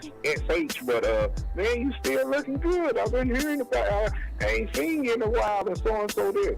I said, come here, man, give me a hug. Even though, man, I'm kind of sweaty now. Hey man, give me a hug. I give him a hug because I don't let this material stuff, clothes, cars, and stuff that gets with me. I'll tell them, I say, hey, I might have a nice ride, but still, it's material, but I'm gonna take care of it. Come on, That's man, right. I'll give you a There ride. you go. But you That's got right. some, they don't want to hug you. Their clothes is too expensive. They don't want you in their car. Their car is too pretty. Like, you know, I'm saying they cherish stuff like that. And it's they just shouldn't. bad. But it makes me feel good to, you know, be able to reach out there, you know, and touch someone. And like I said, that's how I hope them back with kindness every day. And then they remember. I don't even be bringing up stuff happened way back. They'll bring it up. They say, hey, man, I hope one day you forgive me for that time. You remember when so-and-so. I said, man, hey, I love you. Right. That's all I do is look at them with a smile. Man, I love you. Wow. There you go. And it just, I let them go with it. I let them handle it. They walk off with it like that. That's on there. I let them handle it. There you go. Like I said, I really, I feel like I said, I wasn't called the king first. I wasn't gave a crown first. The people gave it to me, and they say I earned it. So, I That's took right. it. They gave it to me, so I took it. There you go. Nice. There you go. Very and nice. And that's my boy right there. So CMP man, hey, we appreciate your time. And I'll give you a call later on this week, man. We might be out there way pretty soon. So just stay tuned, man. All right, then. I sure appreciate it. Y'all be safe out there yourself, too. Thank you. And thank you again. All right, Some man. good I'll you later. jewels. Very good. All right, love y'all. Love you, man. too. All right. All right. Bye. Bye. Wow. Yep. A leader. Yeah. He talked about his hard life, what he didn't have. Right. But then he still had the mentality that he want to go out and help others and see them rise above anything more than oh my god. And the reason why I wanted him on the show is because he is a part of the whole grassroots. He is grassroots, and that's what I'm talking about, because he had been through hell and back. So and still giving people hugs and tell them he love them. oh yeah, Because he should have, some people have a story like him and they just don't have a care for nobody in this world. They don't care. They don't even care. Barely care about half the time. themselves, exactly. But here this man giving hugs during COVID-19. No doubt. So And he that's does, why, man. And he's Guy. always been like that since I've known it. That's crazy. Ever since I've known it. So So what can so I want to ask him too, where did that come from? Did he just decide, you know what, due to my circumstances, I don't have to harp on it? You think that's what it was? That's probably what it was. I'm pretty sure, you can't let your circumstances determine your future. Absolutely. I mean, look at Malcolm X. Absolutely. I use him as an example. Look at Malcolm X. We just referred to that. Yeah. So Wow. there you go, man. So You got some interested people, and you be telling me these little stories. I be like, I told you. I see you be telling the truth. I told you, man. That's a little bit of history of That's me. not bad. And how I came up. I love so, that. Very good story. Yeah. But that's one black leader. But what about we gonna do about others? Well, that's just it. The whole thing about the leaders is that. Well, you said we don't need any, but at least I don't even think he just said they gave him the crown and he take Right. it, but he don't want, he wasn't looking for a crown. Right. So I guess that goes back to what you were saying. We really technically don't need a leader. No, we don't. We need someone to just stick up and, put the work in, do the Right. due diligence and all. Right. Oh, yeah. Okay. Right. Okay, that makes sense. Okay, I'm gonna go ahead and put the number in the chat room. Did you do Okay. that? Well, I'm going to go ahead and read it out as well. If anybody else would like to call, we got the chat line number. It's 469-638-3459. Again, that's 469-638-3459. Go ahead and give us a call if you'd like to be on the show and voice your opinion or give a statement or give us a brief history or any ideas you think you might have that might help us to get some true and determination of where we can go, where we can get back to that place where we all came together during the Malcolm X's and the Martin Luther King days. Because right now we're so divided. We're divided. So divided. We're We're divided among ourselves, first of all. We're divided by too many different factors. Way too many factors. We're divided by religion, which we shouldn't be divided by religion, because Malcolm X said this on several occasions in several of his speeches. Leave your religion at home. Absolutely. You go home, go behind closed doors, pray to whatever God you pray to, and then when you get get outside, that's when you start trying to handle some business. What's that old adage? Don't never bring up politics and religion at the dinner table. Of course not. You can start a fight. Yes, sir. And he also said that too. Your religious affiliation. I mean, your political affiliation. Right. Leave that at home, because you're definitely going to be at odds when it comes to that. Yeah. I mean, you can't knock a person because everybody gonna have their own thoughts. Everybody gonna have their own opinion, but you got to be mature to know that's what that is. That person's thought, that person's opinion. Well, see, you can't get an attitude about stuff like that or be like, I ain't going. That's ridiculous. I agree with you on that. I agree with you on that. But one thing David did say is that when it comes to the Caucasian persuasion, they get on cold. They do. They don't like each other. She probably saw her at the store. Look at Heather over there. I can't stand her. But when it comes to they are unified. Yeah, they're unified when it comes to handling some They are business. unified. And we should be the same way. And that's but, what I'm saying. We're so divided. Yeah, we're so divided. We're divided by too many factors. We're divided by political affiliation. We're divided by Religion. social class, religion. We're divided by skin tone, which we shouldn't be divided by skin tone. Definitely. That's the dumbest reason to be divided is by skin tone. And that's one of the number one top 5. You know, I have been called, because I am kind of a fair-skinned brother, I have been called arrogant. I don't know how many damn times just because I'm light-skinned. Well, that has always been a myth. You right? Yeah. Yeah. That is. I think it's a myth. I mean, I don't think that's true. I agree. I don't think it's true. Well, because some people's arrogance could just be your personality, your characteristics. Right. I mean, Tomato. Yeah, I mean, am I confident? Yes. Arrogant? No. No. Not at all. But, that's just the way it is. Like, people say I got an attitude problem. I don't think I have an attitude problem. I just think, it is what it is. What I said is what I said. Right. If you don't like it, too bad. I think I try to say it with kindness. And sometimes it comes off like that. And sometimes some people just can't take it. Exactly. They got to have that thin skin. Like I said, that's another person's thoughts and their opinion. There you go. That's their opinion, man. That's just the way it is. But, again, like I said, we're too divided by too many different factors. And we shouldn't be. We are. We should never be divided. We should get on code. I mean, Leslie has talked about this. Les, call in if you can, bro. Please. We have talked about this on several occasions, man. On several occasions. We need to get on code. Once we get on code, nothing can stop us. And I agree with Les. Even though we're saying we need to hold these politicians accountable, we need to start holding ourselves accountable. I agree. Because like you said, division among us, how are we going to come together and ask for something for ourselves if we can't get together ourselves and come together? Right. It's been there we go. I don't know who this is. Yo, what's up? Who's calling? You know what time it is? Oh, man, my man.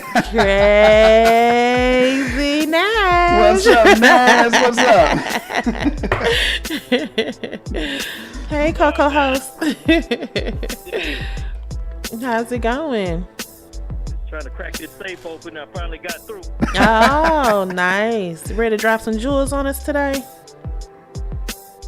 I can't.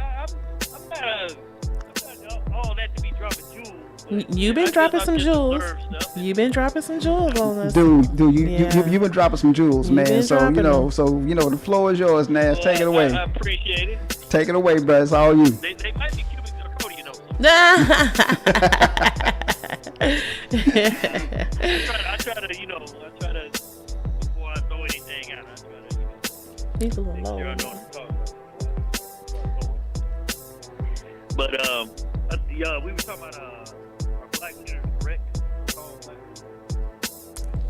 You kind of break it up a little bit, Nash. Oh, were we talking about black leaders? Right. Or so-called leaders? Right. I kind of agree with Reggie on that. Leaders, to me, nowadays, they kind of like put in a position of like they a babysitter. Make sure they don't get out of line, boss. Good word. Very good word. You know what I'm saying? Like they babysitters now.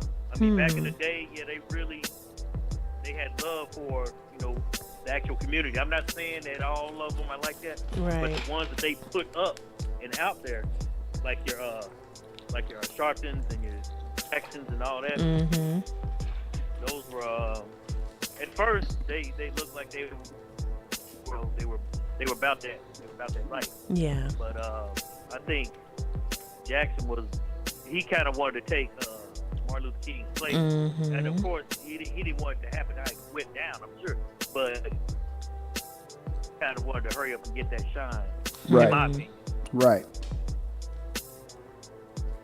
Honestly, to me, because I used to think that Jesse Jackson and John Lewis was right there with MLK, and I think John Lewis and Jesse used to fight for that platform after MLK passed away. They did. I think they used to join with each other all the time, be like, I got it. But yeah. Then Jesse kind of faded away, and all of a sudden it was John Lewis. Yeah. think, it's a few of them that's out there. But I also go back. I made a comment on your on the little post there. I made a posted a comment. Okay, Edgar Hoover. I don't know if y'all remember this or not. Yep. But he said that there won't be a black Messiah unless we create one. There you go. Yeah, he did say that. He did say that. J. Edgar Hoover. Oh, Gay Edgar Hoover. really? Yeah. Gay Edgar Hoover. I'm sorry. Oh, you call him gay? Gay Edgar Hoover. Yeah. Call that man like to wear pantyhose now. He ain't. These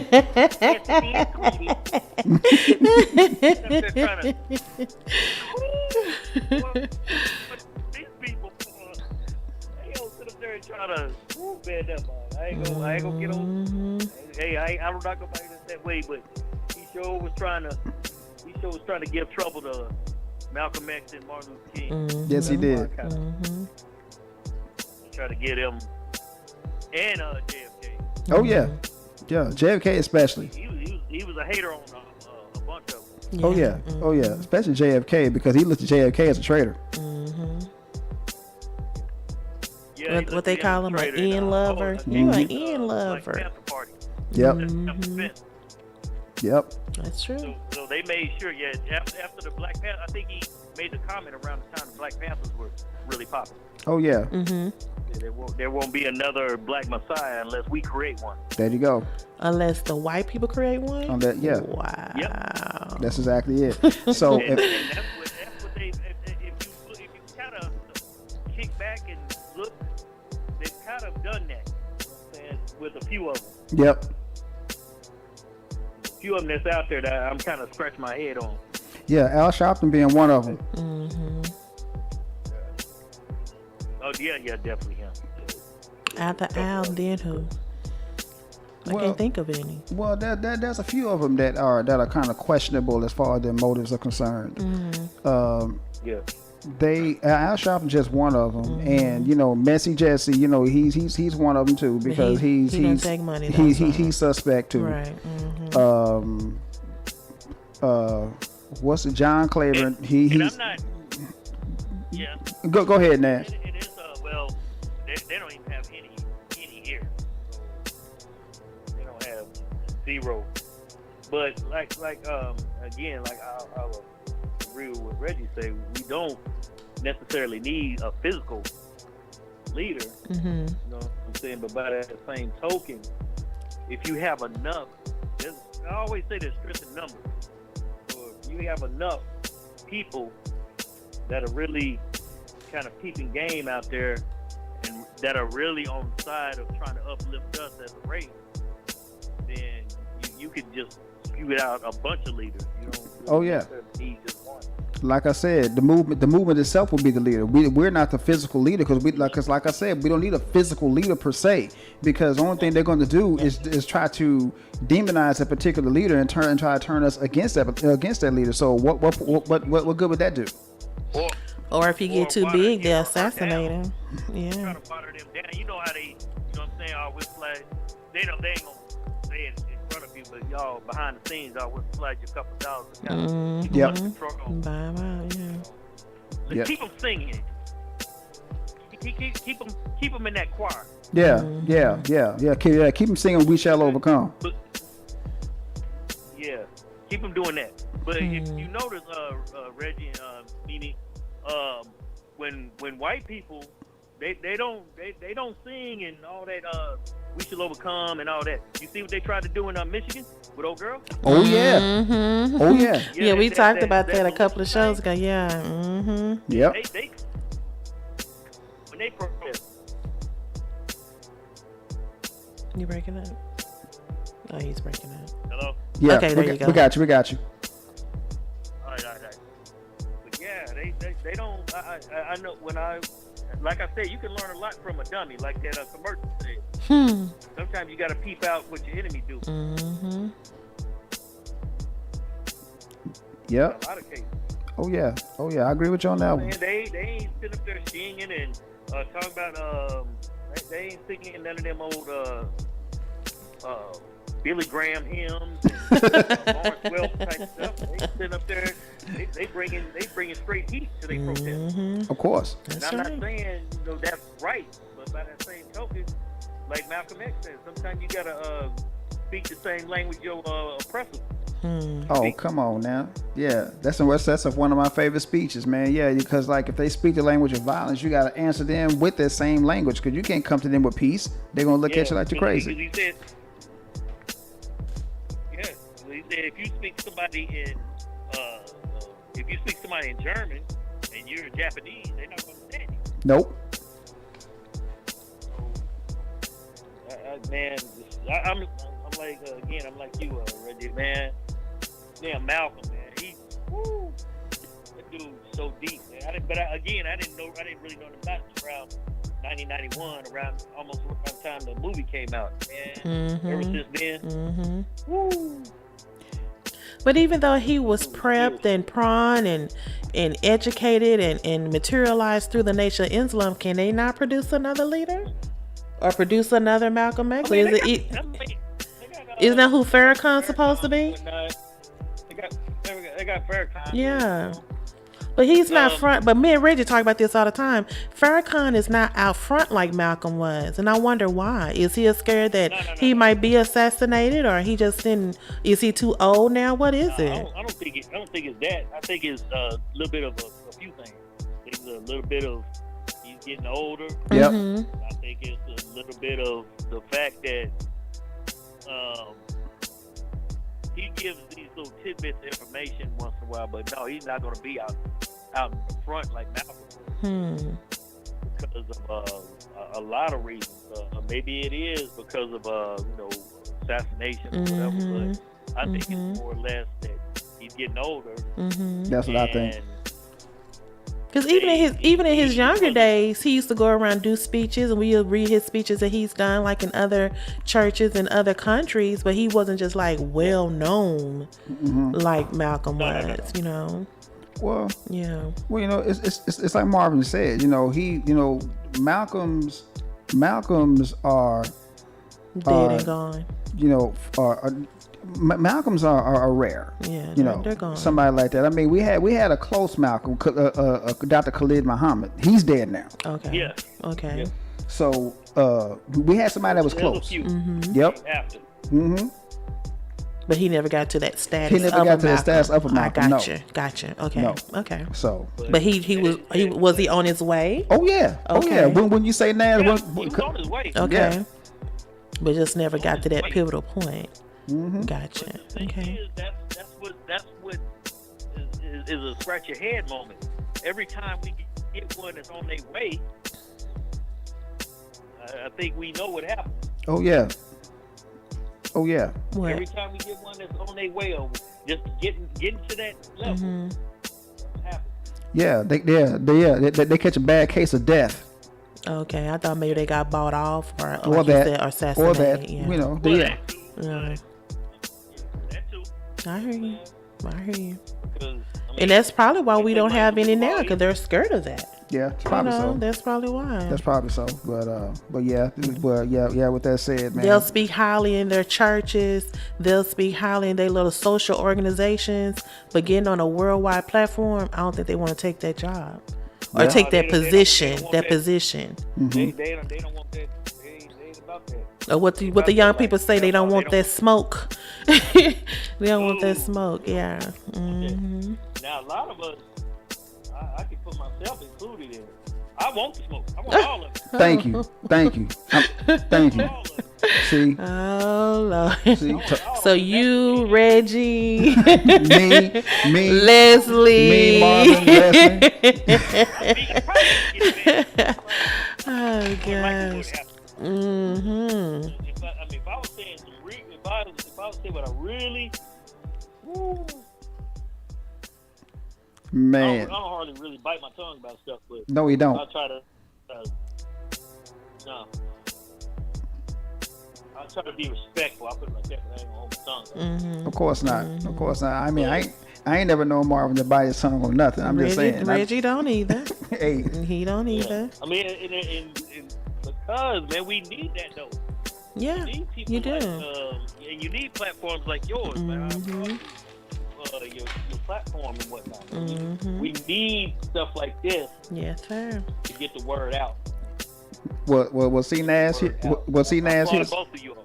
Well, see Nas here. Thank you. Well, see that's the reason why that I have this show, and that's the reason why I like putting you on this show, man. Because I know because me and you go back and we've had conversation like this before. So I thought it was a good idea. All this platform stuff started, even back in the 90s. Yep. Back in the 90s. Yep, we sure did. We talked like this back then. Wow. So this is nothing new to us. I mean, but so for him to come up on this show and do the platform, man, this is a beautiful thing. Absolutely. And and I'm gonna have and as soon as Nas leave, I'm gonna have Les call in. That's gonna be another brother that we've had conversations like this before. Mm-hmm.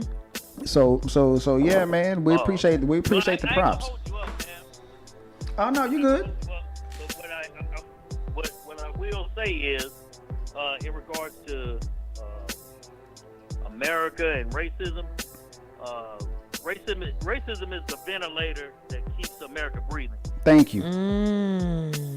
Thank you. I've always said that. America needs racism to keep this country going. Yep. Wow, that's It deep. does. America needs it. It has to have racism. It cannot exist without it. Well, think about this though, Nash. And this to be true yourself. America was founded upon the principles of racism. It is. This country, the politics, the Constitution, all that. None of that was written with us in mind. Nope. Ever. Nope. Yeah. When they say my fellow Americans, they're not talking to you and me. Nope. And you either, Mimi. She knows. What? Not me. No. Oh yeah, I know they're not talking that. to you either. I'm going through that right now, so I understand. I understand. No, man. When they say my fellow Americans, and the president gets on TV, you're not talking to me. You're not talking to us. Yeah, yeah. Which is Talking to us at sad. all. But this country needs racism. I'll bet any amount of money that America can't go 1 year without doing some old foul racism. Like a racism challenge. Man, they can't go half a year without doing something like that. A couple of months. Come on, a couple of days. I'll say a day. Yeah. I'll say a day. I challenge any of them. A day. Back in the day, it used to be undercover. Now it's so prevalent. It's like every second, really. That's because of Tangerine Tammy. Thank you.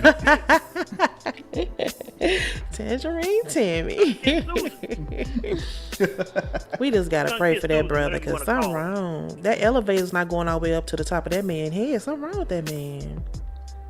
And I don't even think it's racist. I think he just think he's above the law. I just think he's just. He no good. Yes, that dude. Again, like I said, he got a few more months. He got about another month or so to. I think it's like 60 some days. Yeah. Yeah, yeah. He got a couple more months to get before he get that eviction notice. He should have got the notice when he won, when he lost. They do not care when it comes to that. They don't care if you.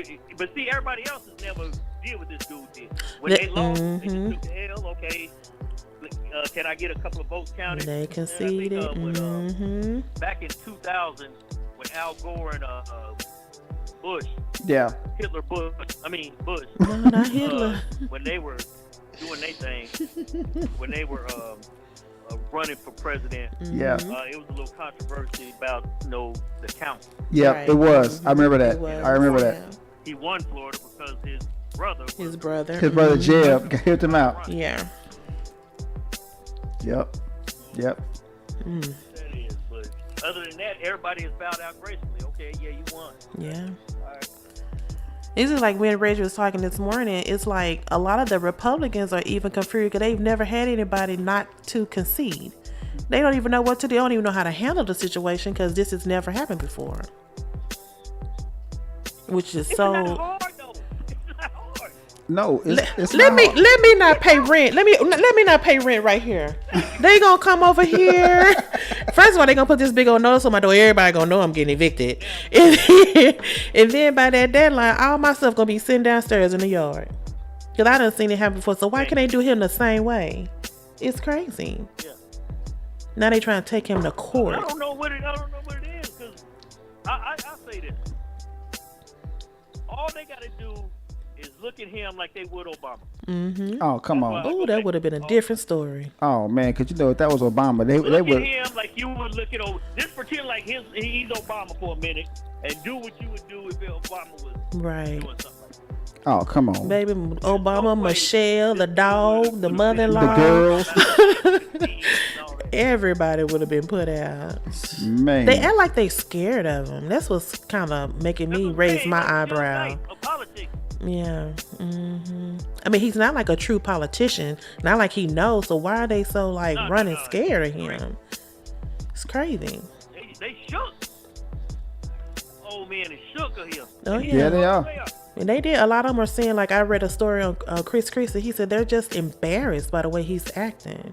But y'all not doing anything to follow through, though. That's crazy. Right. Talk is cheap. Right. Yeah, exactly. Yeah, they should have been talking that, but they ain't. They're not doing They nothing. embarrassed. They co-signing everything he does. Absolutely. Oh yeah, of course. Absolutely. That's too much like right. No. But But again, you done dropped some jewels on us. already, man. Come on. Yeah. I'm let y'all go ahead. I didn't mean to take up too much time. No, but- you're Oh, good. no, you're You're good. You good, man. We'll see you this week. So we're coming out that way. Mm-hmm. Well, right, and yeah, that's possible. And you do the show live from the spot. Oh, of course, Oh, of course. 'Cause nice. Hey, man. Yes, you know you invited. absolutely. No, seriously. You think he can come over? Yeah, mom. Yeah, come on. absolutely. Oh, come on, mom ain't seen you in a while, Nash. Yeah, come on, mom. Yeah, mom wouldn't mind. Trust me. That's gonna be a good show. Do it live. Him and Mr. Jerry. Oh my God. Oh You shit. know Mr. Jerry? Oh yeah. Oh, you know Mr. Jerry? Oh my God. You and Jerry in the same room? Oh my God. That'll be a good show. It's gonna be a good one, man. But yeah, like I Yes. said, Nash, we'll see you this week, brother. So you stay safe, man. All righty then. All right. I look forward to seeing you all as well. Okay, All right, have man. a good night. All right, God bless. You All right, later, too. man. Nice. Okay. Oh man, Oh my God, him and both of them ex-military. I know. Come on. Yeah, you might want to look for another platform because YouTube will not even air this at all. Mm-hmm. They be like, oh no. Hey, Les, call in, brother. If you're still around, 469-638-3459. call in, Les. 469-638-3459. Yeah, we definitely gotta get something from you. Absolutely. Especially he's in. I wonder, do they have any black leaders in SoCal? Well, quote unquote black leaders in Alabama.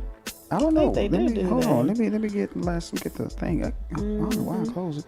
Anyway, let's back up. But yeah. Like I said earlier, we have them here. Like you said, I know sometimes black leaders are not needed, but we have those people that's trying to vie for office and they get in there. Like I said, we've always said this the whole time. Here we go. There's Les. Yes. So, brother. What's going on? So, Hey, brother. man. It's all good, man. It's all good. Yes, What's going on with sir. you? Hey man, it's another Sunday evening. I enjoy listening to the show. Hey, man, we enjoy having you on the show, man. Come on. So we got a Absolutely. co-host now. Yeah, So exactly. as usual, Les. Man, it's As usual, Les. The floor is yours, brother. Do you? all right. Man, y'all covered a lot of ground again. And I was glad to hear somebody from Idabel on there. I like hearing somebody talk like I talk. There you go. Nice. Oh, Did he know him? but Okay, good. I know Caddy, man. Oh, good. I've been in some of the places where he's played, Mhm. and I'm sure we know a whole lot of the same people. Of course. But what was the topic of the Community leaders, man. outside? Yeah. The black community leaders, man. Where are they, and do we need one? Okay. Get my mind right. I think they're there. The leaders are there. Mm-hmm. But what we tend to do is now is different than what they did way back in the day. Right. and we'll use Martin Luther King as an example. Mm-hmm. He wasn't a leader per se. No, he wasn't. He didn't perceive himself as one either. Who? Right. Martin Luther King. Okay. Malcolm either. So what? Martin Luther King was more like a minister, just going around preaching to churches or no, something. he was doing the right thing. Okay. Well, and to give a little historical perspective on that, he had just come out of seminary or whatnot. Yes, he did. Or something like that. Mm-hmm. And he went down to Montgomery to pastor Dexter Avenue Baptist Church. Right. Yep. Mm-hmm. The leadership came and got him to be a spokesman. Yep. And he kind of grew into the role over time. Mm-hmm. And if you go back and check, I believe between Dexter Avenue and Ebenezer up in Montgomery, that was kind of, and we're talking running up and down I-85, about 120 miles between the two of those churches. Uh-huh. Okay, he pastored down in Montgomery, I think, from 54 to 59 or 60. That was his job. He was just a pastor coming out of the seminary, coming out of college, etc., trying to do his thing as a pastor. But he was so eloquent. He had a way with words. They said, that's going to be the face. The face of what? The people? The face of the movement. The movement. Okay. So Because okay. You had the movement going on in Montgomery. This is right around the boycott, the buses, bus boycott. That was going on. That was, that was in motion. They needed someone, and let's give some more historical perspective. Rosa Parks. Yes. Everybody knows Rosa Parks. Yes. Okay. She's the face of the Montgomery bus boycott. Yes, she is. However, before her, and I can't call the sister's name. Oh yeah, there was somebody before her. Yeah, I remember that. I forgot her name myself. There was somebody before her. Mm-hmm. And this is where the leadership was smart in the sense that if you're going to put faces to the movement, let it not be some faces that, I hate to say it like this, they're going to take offense to. Exactly. Or they can dig up some dirt on the first lady, and I wish I could remember her name. I'm trying to look it up right now. We're looking it up now. I can't remember her name. Yeah. Claudette Colvin. That's her name. That's her. Yeah, that's her. She didn't fit the mold per se. Yep. So they did it again with Rosa Parks. That was a setup. Why? Because Rosa Parks was a seamstress. She was a church lady. Blah blah blah blah blah. Complexion. Like somebody. The complexion. Rosa Parks was the secretary for the movement. Yes, she was. She was secretary for the movement. Because, okay. Yeah, and Claudette Colvin was about your color. That's why I just want to look for a picture of her. Okay, go ahead, Les. So, like I say, the leadership chose their spokespeople. Okay. And then those people grew into the role. Martin Luther King grew into the role of a good leader, but if you do the research behind him, he had people in Montgomery and Atlanta. Okay, this is what we're going to do, and this is how we're going to do it. And he followed suit for a long time until he grew into the role, and then he started kind of calling the shots. That's him. Right. Same thing with Malcolm. Malcolm was local Harlem. Yep. But he was so good and well spoken that they kind of elevated him. Yep. Elijah Muhammad elevated him because he could give the same message that Elijah was giving everybody, but Malcolm gave it better. He was better suited. He looked better. Right. And if you recall, everything everything Malcolm said up until he left, he prefaced it with the Most Honorable Elijah Muhammad teaches us. That's right. He sure did. He always said that. Right. And then he went into whatever he was going into.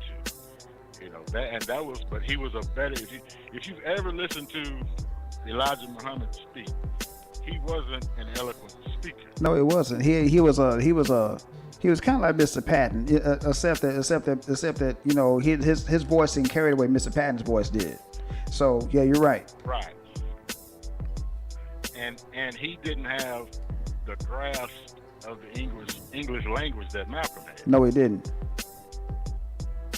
And it made a difference. And he, you know, just looking at the image, you look at Elijah, you look at Malcolm, you know, sometimes it's all about presentation. Yeah, it is.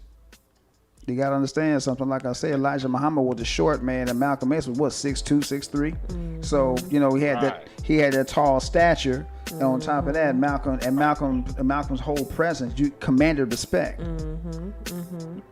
Whereas Elijah Muhammad, being that he was like 5'7", 5'8", you know, was a short, soft-spoken man.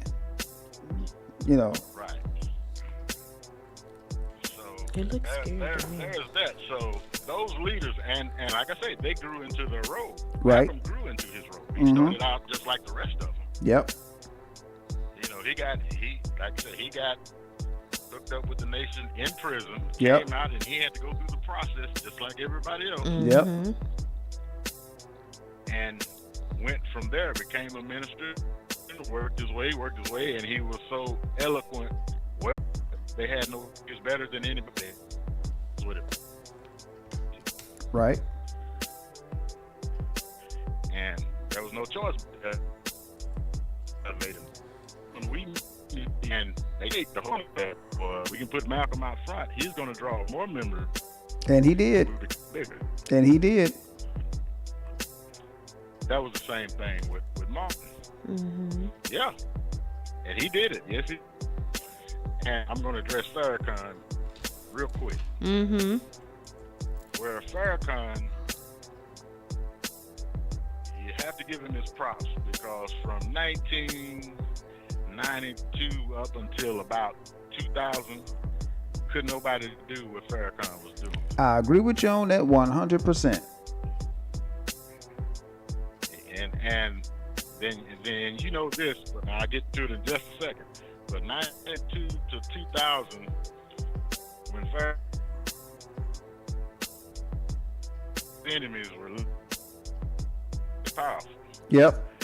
And to organize that million-man march, and I was stationed in Fort Lee, Virginia at the time, which was probably an hour from D.C. Right. And I'm telling you, that was the atmosphere at that time.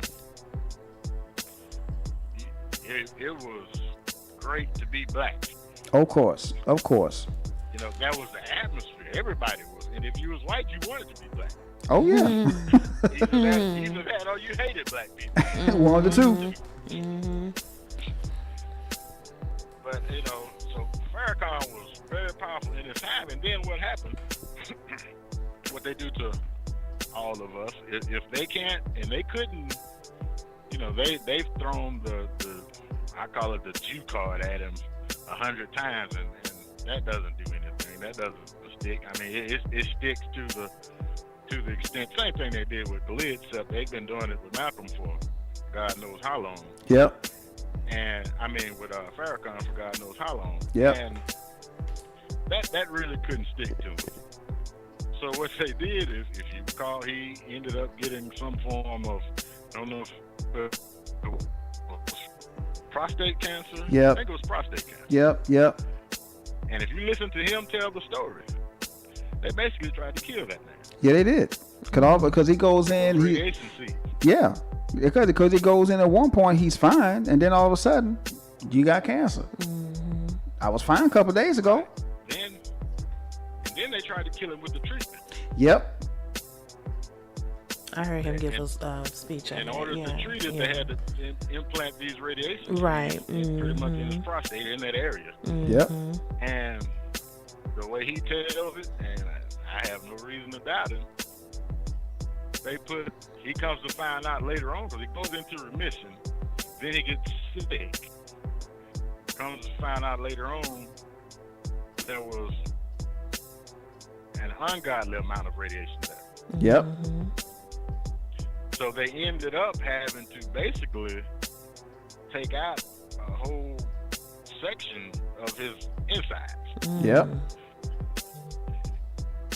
And he's still alive today. I think that man's 87 years old. That's what people forget. He's damn near 90. Yep. Yeah. And he's still here. So I guess my question is, even though the Million Man March was successful, why didn't anyone capitalize off of that? Why did nobody just take that on and say, okay, we have the manpower, we have the people behind us, where can we take it from here? Because it seemed like it happened, but then nothing happened after that. Here's the problem. Us being us, everybody wanted a piece of the pie, per se. You know, Farrakhan, you know, it was his movement, his march. He brought people in, you can speak, blah, blah, blah, blah. He gave the main message, and they had another march after that. Yeah, they did. But, The women, I know they had the women as well, yeah. right, but the thing about it is those perceived leaders, and we're talking the Jesses, the Als, those with the big public platform. Jesse. I told you, Messy Jesse. Right. There was infighting. You know, there's the bottom line. Here's the bottom line. All it takes is the same thing it's been taken over the years. Is we'll give you this if you be slick and do this, trying to take that man down. Yep. And that's what happened. You know. Yep. And it's always us. You know, they got off code. And speaking of Jesse and Al, my thing with them, Jesse paid his dues. Yeah. Back when he was with Martin, he paid his dues. But just like everything else, as we talked about on another episode, once you get the power, it has to go past the words. There you go. When he was, because he got power. Jesse had the power. I remember I was in California, and this was living with Mom in California in 80, whatever it was, and he was running for president. He was powerful then. But remember, I mean, he was powerful enough to, you know, he had a national platform, and he's running for president, and he's doing pretty good. Right.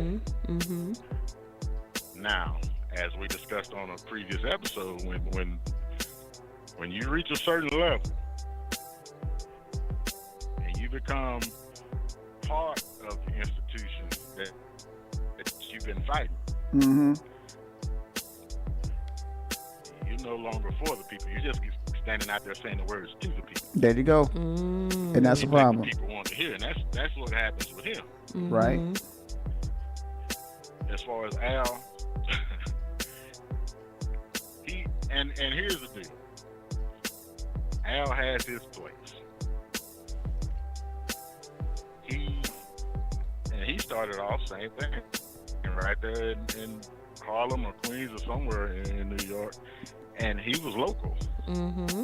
Jesse kind of took Al on his wing. Jesse and James Brown. Right. Yep. kind of took Al under their wing. Yep. Sure did. Al wanted to be another MLK, and he was doing good on the local level. But Al is one of them slick ones. Yep. You know, and you know you can't change a person's nature. No, you can't. But Al serves a purpose right now.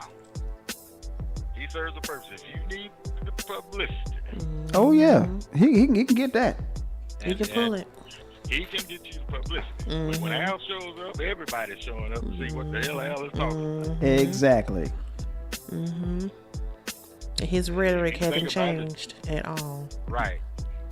Gina, was it the Gina 6 or the Gina 5, whichever one it was, he was there.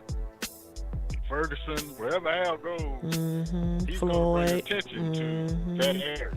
Oh yeah. So he serves a purpose. You know, as long as you know what you're dealing with, because when it's all said and done, in Al's world, it's Al's world. There you go. It's for media coverage though, but no no cause effect. Right, you know? no cause or effect. I mean, Yeah. it's just to get that attention to Right, you. Right, for the media. That's it.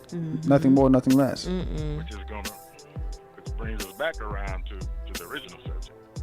Where are the leaders, are the pillars of the community? Right. Where are the communities? Yeah. Is my question.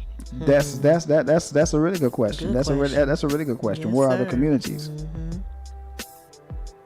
if we have a community, you best believe there is a leader or some leaders in that community. Yeah, that's true. That's very true. That's very true. But to piggyback off of what you just said, Les, the communities are slowly but surely disappearing because they're gentrifying every single last one of them as we speak. As we speak. And just going back to little old Tom, Oklahoma. We speak of Mr. Patton. Yep. All the time. That was one of the pillars of our community. Yes, it was. You see what they did down there. When Mr. Patton was gone and a few years passed, the school no longer belongs to us. Yeah, I know Nobody it. goes to that school anymore. Yeah, I know it. So there goes the community. If you can't send all your kids to the same school, you got to bus them 20 miles up the road. You took the heart of your community through the formative years, and in our case, it was first through 8th grade, or kindergarten, Head Start through 8th grade. Formative years, and they moved. Yep. Up the road. Yep. And I don't know who owns that land, but if you remember when school first shut down, they still let us use the gym. Yeah, they did. So you can still have the community organized. And I think that gym might still be standing. I'm not sure. I think it is. It's been a while since I've been back down that way, but if I make no mistake, it is still standing. Yeah, but we can't use it. And if you recall, you had every other weekend or so, they had ball games and things going on in that gym. That's where people gathered. And now everything that we had that we could call, a central place to gather for everybody, that's gone. Yep. Gentrification. Wow. Now all we have, that's right. And how in the hell do you gentrify Tom, Oklahoma? That's a good question, man. Because I've been trying to figure that out myself. Because come on, we're from there. Tom, Oklahoma ain't no bigger than this side of town. Okay. Right. So, it's not that big of a place, but they're slowly, but they took the school completely out. Tom Elementary School, and it was a predominantly black school, right, Les? Yeah, predominantly black. I mean, because most of the people there were black. I mean, you had a few white people sprinkled here and there around the room, but not very many. And if you think about it, with the few white people that went to Tom, there were more white kids down there. Yep. But they either went to Foreman or Hayward. Yep, they sure did. And their parents made conscious decisions to send them to other schools that would not send them to Tom. That's right. And if you think about it, The white kids got this bused. is how crazy it was, because it took me years after I had left to realize what the hell they did to us then. If you think about it, what they were doing to us growing up, and we just thinking it's a regular part of the day. This is just regular routine. This is just the way it is. Think about how we got to school and how they got to school. The white kids had a whole school bus to themselves. Yeah, you're right. They sure did. That's what I was just saying. That's funny. Mostly they bus black kids. Now they're busing white kids. Cause they didn't want to go to school with the black children. Yep. Wow. We're I talking don't. about the ones that went to Tom. I done heard it The white all. kids that went to our school had a Wow. school bus to themselves. They did. They had a whole bus to the white children. Oh, they went to school with you. Had a bus. What? They had a bus to themselves. Oh no, that's just too much. Now y'all can't get on the same Mr. school Stone bus. drove that bus. Yeah. Wow. We had Mr. Monroe and Mr. Dillard to drive all the black kids. Yep. Mr. Monroe and Mr. Dillard. Yep. And then that little white that kid that bus with the white kids, it was a smaller bus. Yes, it was. Didn't require wasn't that many white kids, but they would run behind Mr. Monroe or in front of him, and Mr. Dillard crisscross them routes and pick up them white kids on the same route that Mr. Monroe and Mr. Dillard went to pick up the black. Sure did. Sure did. If that's not division, I don't know what is. Sure did. And y'all sit in the same schoolhouse together? Yep. I didn't think about that till years later. Wow. Yep. We thought that was normal. I thought that was normal. Thought it was We did. normal. Back then we did. We didn't think anything of Think it. nothing of it. But y'all do recognize what that is now, right? Oh yeah. Okay. Cause that's wow. But why would they take the school out though? That don't make sense. That's a really good question. I mean, because like we had some good people come out of school. I just want to say, cause just I'm not just thinking about. I'm not just saying that for myself. But you know, we had some good folks come out of school. You know, when we did all right. Yeah, Leslie just spoke about that a couple of shows ago. How just about everybody kind of got degrees. Yeah. Or received degrees. So it's like, why would they shut down a school where everybody was pretty much educated and further along in life with their career, with their education? Exactly. So why would you shut down a school like that? That's crazy. They figured out a way, and I can't even. I will not go into this on YouTube. But there's a backstory to that. How they ended up shutting that school down. And I tell you what, Les, save it for another show. Save it for another show. but I say this because it goes to the point, the subject of the day. Okay. The perceived pillars of the community at that time got bought out. Wow. Was it above the table or under the table? Probably under the table. What we won't do for money. Goodness. Yeah, it's definitely under the table. And when we think of pillars of the community, the first thing we think of, especially coming from towns like we did, we're thinking of preachers, Right. people of that sort. Right. So, and that's how I'm gonna leave that. There you go. There you go. That's it. Gotta try to pay that building fund. That's it. That's it. On that note, Les, I'm gonna leave it alone, man. I appreciate you calling in, brother. More jewels, more jewels, more jewels. No problem. Hey, Y'all coming on next week? we coming on next week. We're gonna do a Thursday show, and we would love for you to call in as usual. Well, I'll be there. All right, man. I'm willing, what they say, the creek don't rise. There you go. Anyway, so brother, you be safe, and we'll talk to you later on, man. All right, y'all have a good evening. You too. All Have right. a good night. Everything all right? Wow. Of course, another show with some good jewels being dropped. Oh man. Unbelievable. Oh man. But again, I guess like you said, maybe no black particular leader is needed. We just need to come together first of all as one ourselves. we need to get on code. Get on the same page, on code. We need to get on code. I mean, that's pretty much it. Bottom line, we just need to get on code. And just like Malcolm said years and years ago, decades ago, you know, don't be division is not what we need right about now. It really isn't. We need to come together as a people so we can help our people. Because you know, I gotta quote G Money. We all we got. I gotta quote G Money. We all we got. That's right. Because nobody's gonna help us but us. But us. That's right. So, Wow.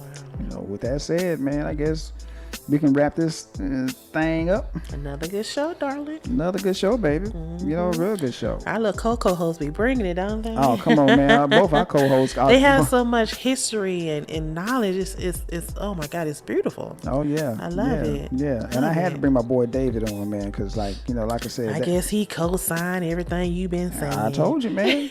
I told you. I'm not selling wolf tickets here. Good to know. Very good. But yeah, we're well-rounded people out there in that area. So good.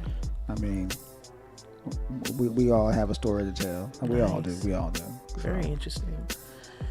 Well, as always, good people, subscribe, hit that bell so we can, because the more subscribers we got, man, the better off we'll be. Absolutely. And like I said, the next show is going to be on a Thursday as opposed to a Sunday. We're not going to do a Sunday show. We're definitely going to do a Thursday show. So it's going to be, which is going to be fire, because we're going to have some live entertainment. Yeah. It's just not going to be me and Reggie. No, it's going to be a good one, man. I just hope Mr. Jerry can come. That'd be awesome. I'm introduce y'all to where he gets all his from. Come on now. Yeah, I mean, you're getting a pretty good idea about where I'm. Just with your friends, first of all, exactly. we're getting it, and now we can see. So yeah. The man that helped raise you. Yeah, exactly, where that comes man. from. There you go, man. Absolutely. Well, one of them anyway. So, you know. Yeah, one of them, yeah. But yeah, that's it. So I guess we can go ahead and wrap it up. All right. Well, hopefully, like he said, we will get together you guys on Thursday. And if you're not in town and not able to listen to us, please have a happy and safe Thanksgiving. By all means, people. Even though they're telling us to stay at home, you guys use your own judgment. There you go. And just be safe, and may God bless you and your family. Yep. And once again, have a Thanksgiving together, break bread together. There you go. And don't talk about politics and religion at the table. At the table, man. That's the way to get a fight started. Come on.